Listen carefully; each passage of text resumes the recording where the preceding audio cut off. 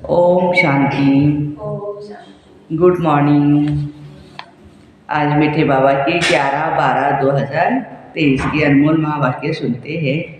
मीठे बच्चे, तुम सबको जीवन मुक्ति का मंत्र देने वाले सतगुरु के बच्चे गुरु हो। तुम ईश्वर के बारे में कभी भी झूठ नहीं बोल सकते हो। प्रश्न है, सेकंड में जीवन मुक्ति प्राप्त करने की विधि।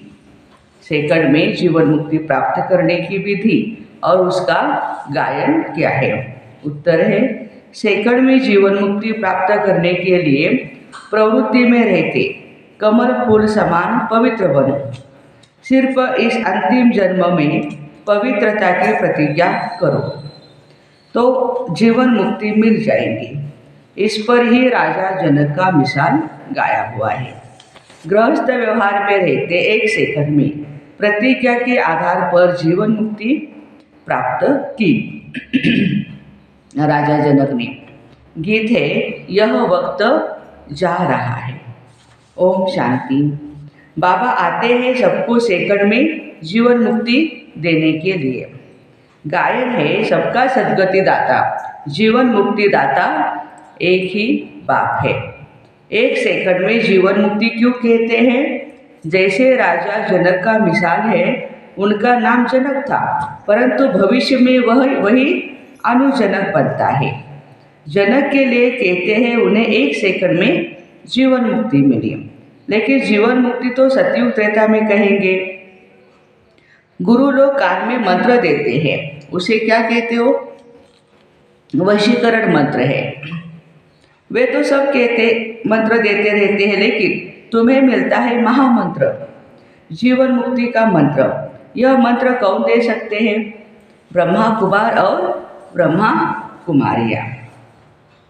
उन्हें यह मंत्र कहाँ से मिला? वो सतगुरु से। सर्वोत्तम तो एक ही बाप है ना, फिर तुम बच्चे सर्वोत्तम बनते हो। उनमें सर्वोत्तम गुरु होते हैं। तुम भी सतगुरु के बच्चे गुरु हो। आज बाबा ने हम बच्चों को टाइटल दिया गुरु हो। गीता सुनाने वाले को भी गुरु कहा जाता है। नंबरवार तो होते ही है, तुम भी सत बोलने वाले गुरु हो। तुम कभी भी ईश्वर के बारे में झूठ नहीं बोल सकते हो। पहले पहले तो पवित्रता के ऊपर समझाते हो। बाबा से प्रतिज्ञा करो कि हम कभी भी विकार में नहीं जाएंगे।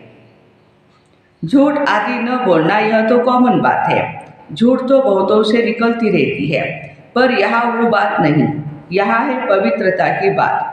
गृहस्थ व्यवहार में रहते इस अंतिम जन्म में हम बाबा से प्रतिज्ञा करते हैं। कौन सी? कमल पुष्प समान पवित्र रहेंगे। तो यहाँ पवित्र रहने की बात है। कहेंगे ये तो बहुत ऊंची मंजिल है, ये नहीं हो सकता है। तुम कहते वाह, क्यों नहीं हो सकता? स्वयं भगवान ने हम बच्चों को ये वरदान दिया हुआ है। तो वरदान में जो चीज़ प्राप्त होती है वो तो सहज हो जाती है। तो बाबा कहते हैं कि आप बच्चों के लिए वो सहज है।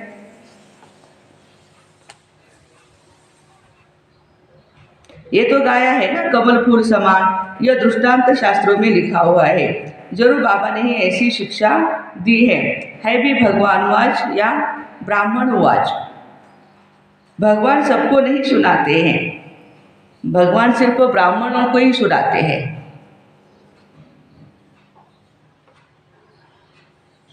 ब्राह्मण बच्चे ही सुनते हैं। यह बात तुम्हें सबको समझानी है। मूल बात यहाँ पवित्रता की है। कमल फूल समान पवित्र बनना है। जनक मिसल, वही जनक फिर क्या बनता है? अनुजनक सतयुग में बनता है। जैसे राधे अनुराधे बनती है ना, कोई का नाम नारायण है तो भविष्य में अनु नारायण बनता है। ये एक्यूरेट बात है। तो जो भी आते हैं उनको यह बातें समझानी पड़े। सुना तो है सेकंड में जीवन मुक्ति गृहस्थ व्यवहार में रहते उच्च पद पाया जा सकता है। हम अनुभव से कहते हैं, गपोड़ा नहीं मारते। भगवान वाच मुख्य बात समझानी है। भगवान सबका बाप है, जरूर जीवन मुक्ति दाता है ना। यह है प्रवृत्ति मार्ग। सन्यासियों का तो है ही निवृत्ति मार्ग। वह कभी भी राजयोग नहीं सिखला सकते हैं। वह तो घर बार छोड़ भागने वाले होते हैं, तो यह ज्ञान नहीं दे सकते। यह है ही राजयोग। गृहस्थ व्यवहार में रहते कमल फूल समान पवित्र रहना है। सतयुग में भारत पवित्र प्रवृत्ति मार्ग था, वाइसलेस दुनिया थी। राजाई में स्त्री पुरुष दोनों ही चाहिए, तो समझाना पड़ता है, हम अनुभवी है। गृहस्थ व्यवहार में रहते कमल फूल समान पवित्र रह सकते हैं। तो प्यारे बाबा कहते हैं, पवित्र बन बाप द्वारा पवित्र दुनिया के मालिक बनते हैं।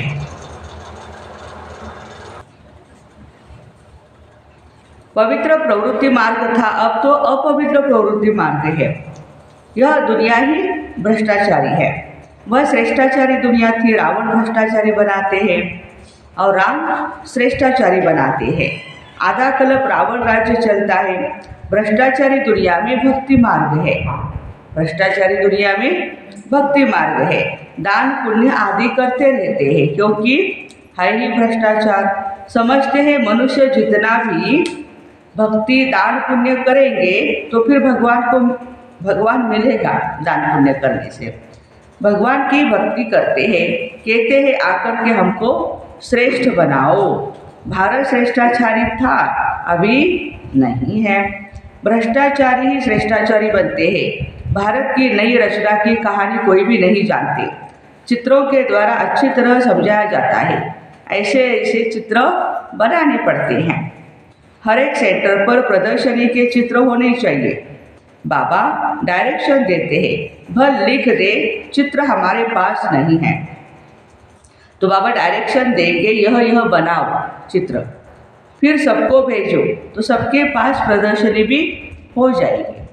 अपनी प्रदर्शनी हर एक के घर में होनी चाहिए। कोई आया तो उसको बड़े बड़े चित्र नहीं है तो कम से कम वो प्रदर्शनी का पुस्तक तो अपने पास, वो तो छोटा होता है, कोई भी आता है तो उसको हम समझा सकते हैं। बाबा कहते हैं चित्र है ही अर्थ सही। पहले पहले ही बुद्धि में आना चाहिए हम बाबा के बच्चे हैं। भगवान है स्वर्ग रचने वाला, नरक रचेता है रावण। गोले के ऊपर 10 सिर वाले रावण का चित्र बना दो, स्वर्ग के गोले पर चतुर्भुज का चित्र बना दो विष्णु का। वाह, लिख भी सकते हो, यह राम राज्य है और यह रावण राज्य है। इस समय रावण सर्वव्यापी है, भगवान नहीं। वहाँ हम राम सर्वव्यापी तो नहीं कह सकेंगे, गाया भी जाता है आत्मा परमात्मा अलग रहे बहुकाल। फिर सुंदर मेला कर दिया जब सतगुरु मिला दलाल, तो वह जरूर आएगा। यह हिसाब कोई भी नहीं जानते हैं। पहले पहले अलग हुई है देवी देवताओं की आत्माएं। बाबा से कौन बिछड़े हैं? पहले देवी देवताओं की आत्माएं। यह नॉलेज है, कोई को समझाना है। आत्माओं का बाप तो है, अब है आत्मा अपने परमपिता परमात्मा का ऑक्यूपेशन बताओ। क्या है ऑक्यूपेशन हमारे बाबा का? वो पतितों को पावन बनाते हैं, विश्व कल्याणकारी है। क्या नहीं जानती हो? ऐसा बच्चा तो नहीं होगा जो बाप के ऑक्यूपेशन को न जाने, है ना। सबको पता होता है मेरे पापा डॉक्टर है या इंजीनियर है या किसान है, जो भी कुछ है बच्चे को पता होता है। तो प्यारे बाबा कहते हैं कि मेरा भी आपको ऑक्यूपेशन पता होना चाहिए। बाप बेट समझाते, तुम अपने जन्मों को नहीं जानते, मैं समझाता हूँ। पहले पहले जो देवी देवता है वह इतने जन्म लेते हैं, तो हिसाब करो दूसरे धर्म वाले कितने जन्म लेते होंगे, वो तो कम होंगे ना। हाँ, सिद्ध कर बताना है, मैक्सिमम इतने हैं। झाड़ बुद्धि को पाता रहता है। पहले पहले देवी देवता थे, उन्होंने ही 84 जन्म कहे जाते। भारत की नॉलेज है ना, प्राचीन भारत की नॉलेज किसने दी? यह भगवान ने ही दी। नॉलेजफुल गॉडफादर है ना। ब्रह्मा को भी नॉलेजफुल नहीं कहेंगे, श्री कृष्ण को भी नॉलेजफुल नहीं कहेंगे। श्री कृष्ण की महिमा अलग है, यह समझने की बड़ी क्लियर नॉलेज है। भगवान तो सबका एक ही है ना। भगवान सबका एक ही है, वो है रचयिता। श्री कृष्ण तो है रचना, ऊंचते ऊंच भगवान है, सर्वव्यापी उनको कह नहीं सकते। भारत में ऊंचते ऊंच प्रेसिडेंट नंबर 1 है, सबका ऑक्यूपेशन बताते हैं। ऐसे तो नहीं, सब एक जैसे ही है। प्रेसिडेंट का अलग होता है, राष्ट्रपति का, या फिर पंत प्रधान का अलग होता है। हर एक का अपना अपना दर्जा है, काम भी उनका अलग अलग है, जितने भी डिपार्टमेंट होते हैं। तो बाबा कहते हैं कि श्री कृष्ण की महिमा अलग है। भगवान तो सबका एक परमात्मा है, वह है रचयिता। श्री कृष्ण है रचना, ऊंचते ऊंच भगवान है, सर्वव्यापी उनको कह नहीं सकते हैं हम। भारत में ऊंचते ऊंच प्रेसिडेंट होते हैं, फिर नंबरवार होते हैं। सबका ऑक्यूपेशन बताएंगे।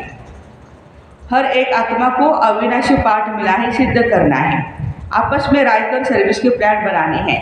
परंतु जिसकी लाइन क्लियर नहीं होगी, कोई विकार होगा या नाम रूप में फंसा होगा, तो बाबा कहते काम नहीं कर सकता है। इसमें बड़ी लाइन क्लियर चाहिए सेवा करने में। अलग अलग जगह पे जाकर के सेवा करेंगे, हाँ, अपने तरीके से, तो बाबा कहते हैं रिजल्ट अंत में निकलेगी। अभी सभी नंबरवार है। मनुष्य कहते हैं यह व्यास भगवान ने शास्त्र बनाए। अब व्यास तो भगवान हो ही नहीं सकता। वास्तव में धर्म के शास्त्र है ही 4। भारत का धर्मशास्त्र तो है ही एक, गीता, वो है माँ बाप, वर्षा उनसे ही मिलता है। माँ द्वारा बाप से वर्षा मिलता है। गीता माता का बाप है, रचयिता परमात्मा। तो गीता द्वारा ही बाप ने प्राचीन सहज राज्यों की नॉलेज दी हुई है। गीता तो भारत खंड का शास्त्र है। इस्लामी का धर्म शास्त्र अलग है। कौन सा है? इस्लामियों का कुरान, बुद्ध का धम्मपद, क्रिश्चियन का बाइबल।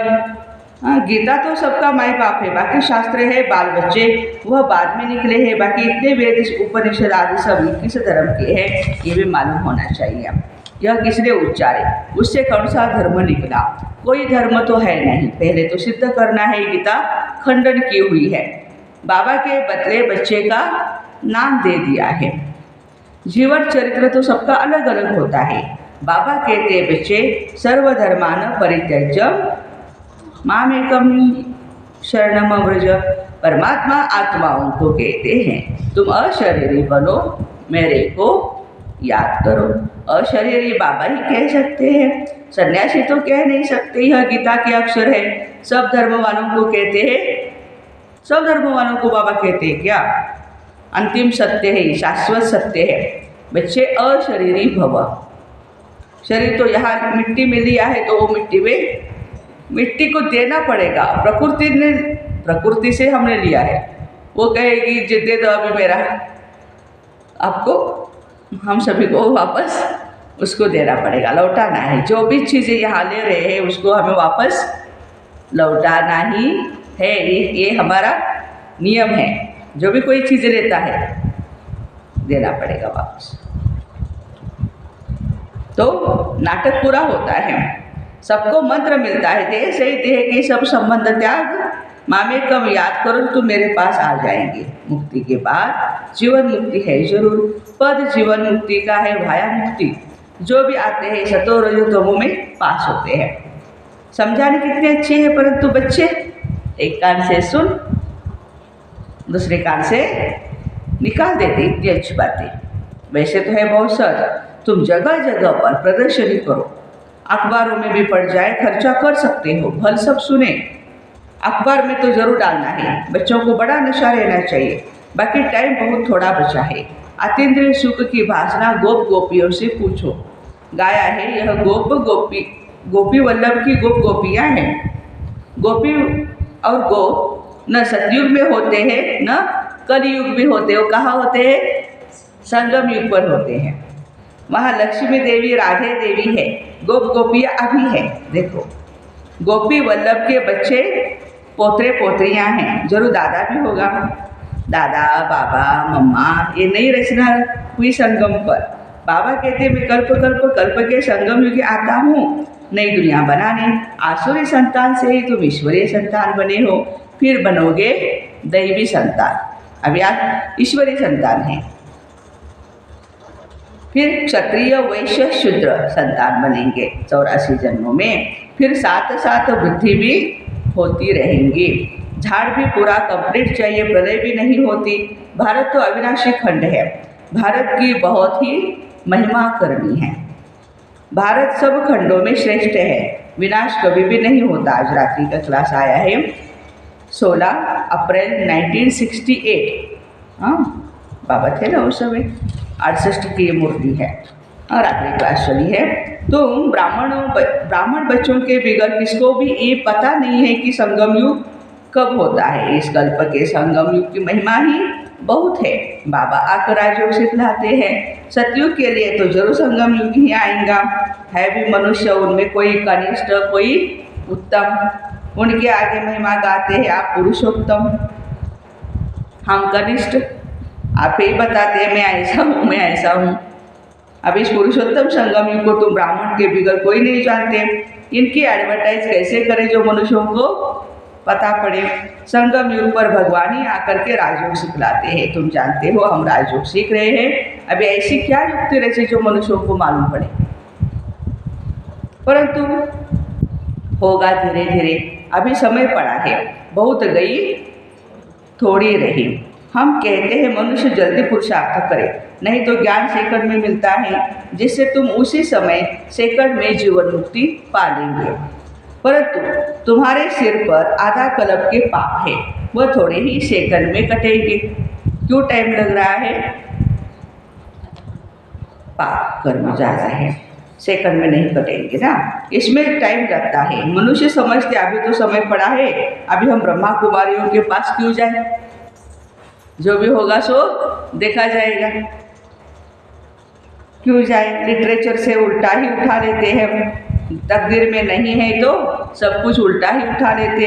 तुम समझते पुरुषोत्तम बनने का युग है, हीरे जैसा गायन है, फिर कम हो जाता है। गोल्डन एज, सिल्वर एज, यह संगम युग है ही। डायमंड एज, सतयुग है, गोल्डन एज, यह तो बच्चे ही जानते हो।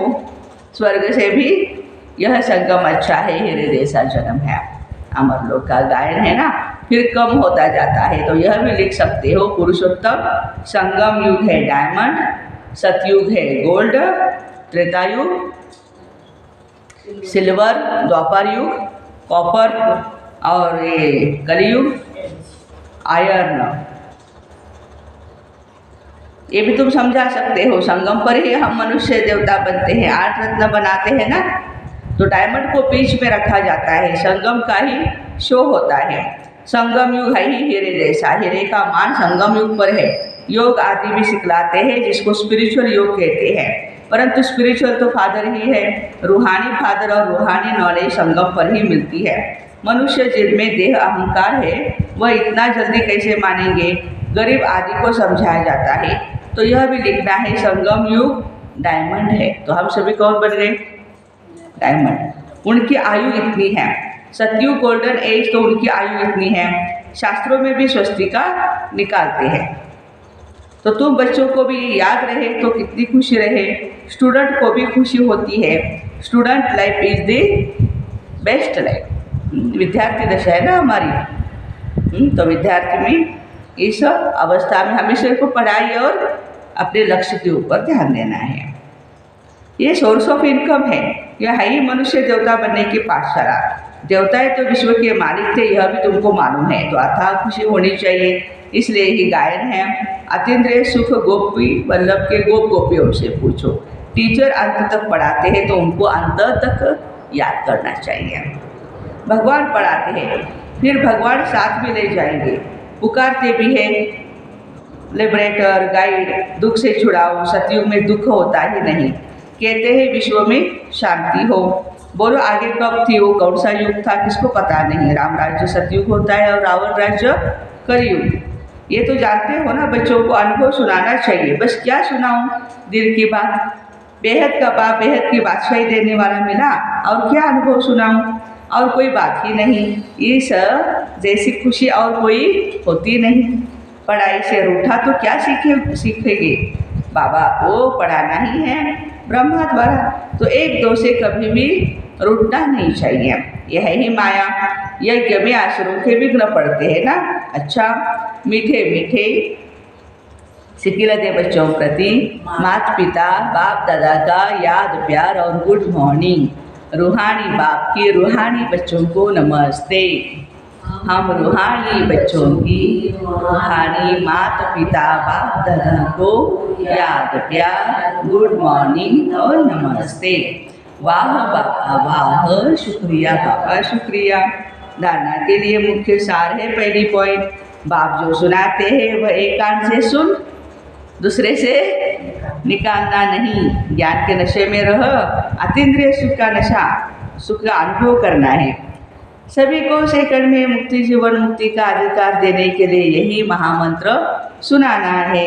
देह सहित देह के सब संबंधों को त्याग, बाप को याद करो। वरदान, क्लियर बुद्धि द्वारा हर बात को परख कर यथार्थ निर्णय करने वाले सफलता मूर्त भव।